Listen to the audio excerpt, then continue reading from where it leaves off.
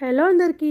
Sunday కదా, లంచ్లోకి స్పెషల్గా ఏం చేయను అని మా వారిని అడిగితే బోటీ కర్రీ చేయవా అని అడిగారండోయ్. సరే అని చెప్పేసి ఫస్ట్ బోటీని నీట్గా క్లీన్ చేసుకున్నాను. సో బోటీని నేను ఎలా క్లీన్ చేశాను అనే వీడియోని కింద రిలేటెడ్ వీడియోలో ట్యాగ్ చేస్తున్నాను. ఇంట్రెస్ట్ ఉన్న వాళ్ళు చూసేయండి. ఒక కుక్కర్లో బోటీ పీసులు అన్నింటిని వేసుకొని నీళ్లు వేసుకోకుండానే కొద్దిగా ఉప్పు వేసుకొని మూత పెట్టి 5 నుంచి 6 విజిల్స్ రానివ్వండి.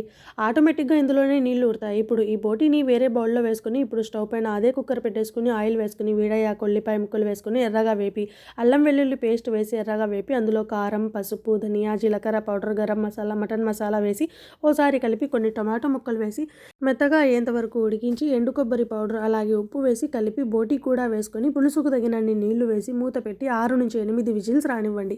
అంతే, బోటీ కర్రీ రెడీ. చివరగా సర్వ్ చేసుకునే ముందు కొత్తిమీరతో గార్నిష్ చేయండి. రుచి అయితే చాలా చాలా బాగుంటుంది. ఏం తింటున్నారు? బోటీ కర్రీ ఎట్లుంది? జబర్దస్త్ ఉంది.